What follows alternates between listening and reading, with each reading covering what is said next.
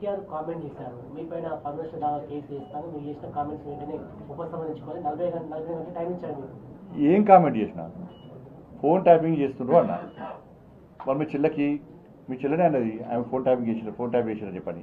మీ చెల్లెకి ఏముంటుంది? రాధాకిషన్ రావు అనే వ్యక్తి ఆయన వాంగ్మూలలో పెద్ద ఆయనే బ్రాకెట్లో కేసీఆర్ అనే వాంగ్మూలలో రాసి ఉంది. దాన్ని కోర్టులో సబ్మిట్ చేసిన అధికారులు, ప్రభుత్వం. మరి రాధాకిషన్ రావుకి ఇస్తావా? నోటీస్ ఇస్తావా? ఎవరికి ఇస్తావు నోటీసు?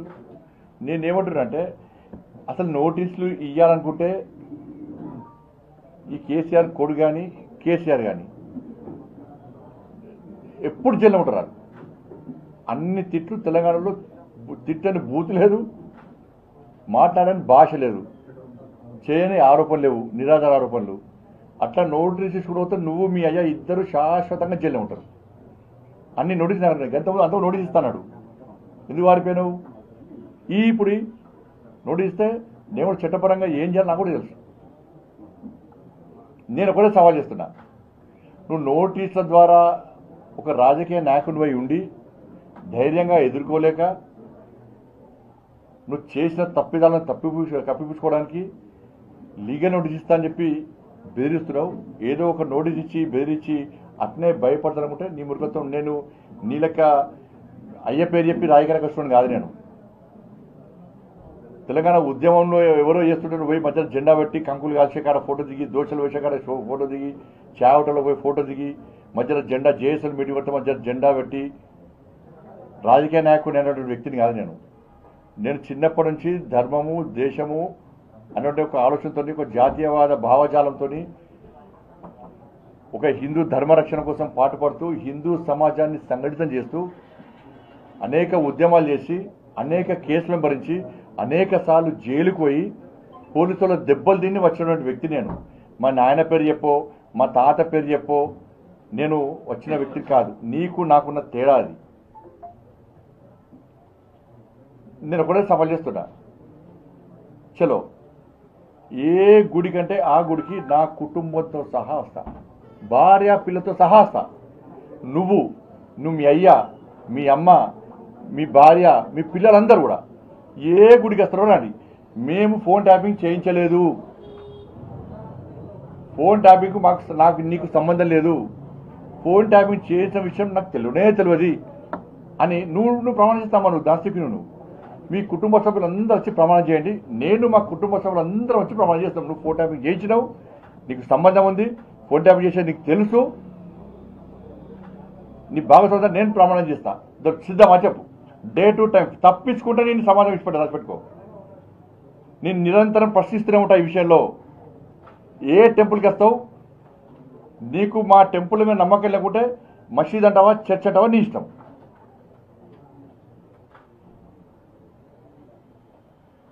ఈ సవాల్కు నువ్వు సిద్ధమా? నేను రెడీ. మా భార్య పిల్లతో సహా కుటుంబ సభ అందరం వస్తాం. మేము ప్రమాణం చేస్తాం. తడి బట్టలతో కూడా ప్రమాణం చేయడానికి సిద్ధం. నువ్వు రెడీయా చెప్పు. నువ్వు మీ కుటుంబ సభ్యులు మీ నాయనతో కూడా మాట్లాడు. ఒక్కరోజు ఫ్యామిలీకి బయట రమ్మను. మా కుటుంబానికి సంబంధం లేదు, ఫోన్ ట్యాపింగ్ విషయం మాకు తెలియదు. అసలు నేను ఒకటే చెప్తున్నా, ఇది సిద్ధమా చెప్పు. బీఆర్ఎస్ పార్టీల మాజీ ఎమ్మెల్యేలు కానీ మాజీ మంత్రులు కానీ ఎవరికైనా కానీ కొంచెమన్నా మీకు రోషం ఉంటే అసలు ఆ పార్టీ ఇచ్చిపెట్టి బయటకు రావడం. మీ అందరి ఫోన్ ట్యాప్ చేసాడు. ఆ లిస్టు పోయి చెప్తే లిస్టు చూస్తే తెలుస్తుంది. బీఆర్ఎస్ పార్టీ ఎమ్మెల్యేల ఫోన్లన్నీ ట్యాప్ చేసాడు. అందరి మ్యాక్సిమం మంత్రులు కూడా ఇట్లా సిగ్గుండే దాన్ని ఉండడానికి మీ మీదే నమ్మకం లేదు.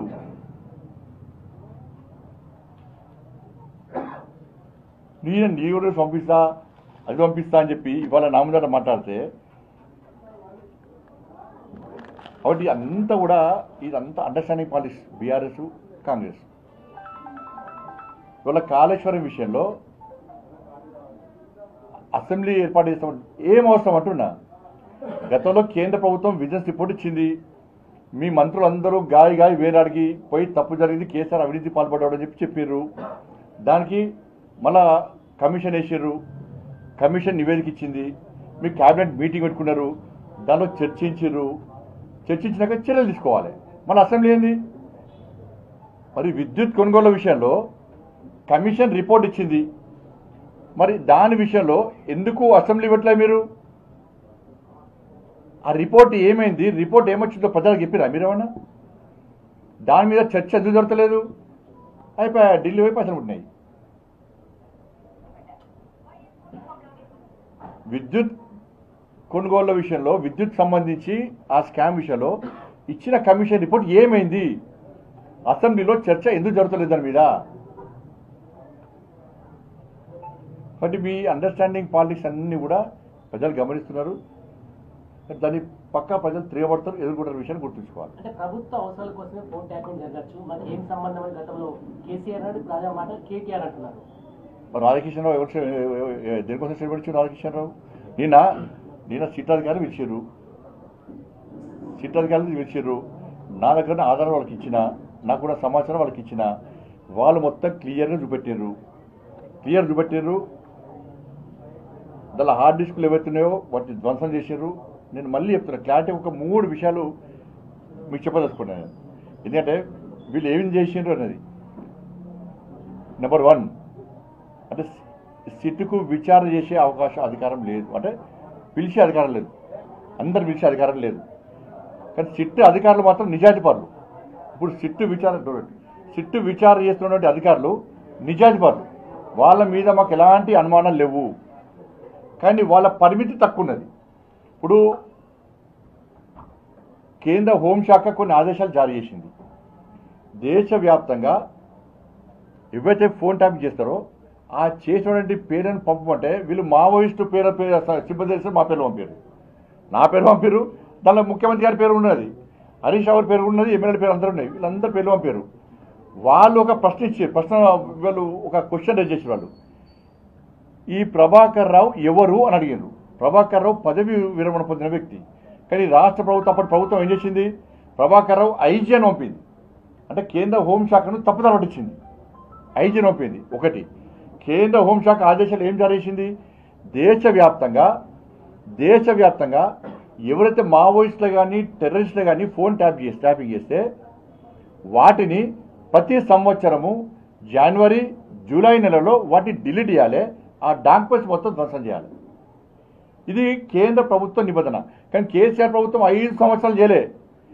ఈ ప్రభాకర్ అనే వ్యక్తి ఏం చేసిండు? మొన్న ఎన్నికల తర్వాత ఇక ప్రభుత్వం రాదు అని తెలుసుకున్న తర్వాత నవంబర్లో చేసిండు. నవంబర్లో చేరాదు. కేంద్ర ప్రభుత్వం ఆదేశాలు ఏంటి? జనవరి జూలై నెలలో అటు చేయాలి. కానీ ప్రభాకర్ రావు ఏం చేసిండు? నవంబర్లో చేసిండు. ఇది కేంద్ర ప్రభుత్వం హోంశాఖ నిబంధనలకు పూర్తి విరుద్ధం. అందుకే సిబిఐ విచారణ జరపాలంటున్నాం. డిపార్ట్మెంట్ ఆఫ్ టెలికమ్యూనికేషన్ సంబంధించి వాళ్ళు ప్రశ్నార్థం వీళ్ళు ఉల్టా సమాధానం ఇచ్చారు, వాళ్ళకంత రాంగ్ మెసేజ్ ఇచ్చారు. కాబట్టి అది కేంద్ర ప్రభుత్వ సంస్థ, కాబట్టి సిబిఐకి ఇవ్వాలంటున్నాం.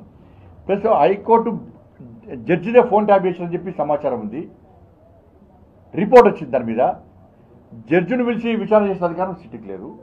కేంద్ర హోంశాఖ కార్యాలయం పిలిచే అధికారం వీళ్ళకి లేదు. కేంద్ర సంస్థలను పిలిచే అంత ఆలోచన అట్లా స్థాయి లేదు వీళ్ళకు, అటువంటి అధికారం వీళ్ళకి లేదు.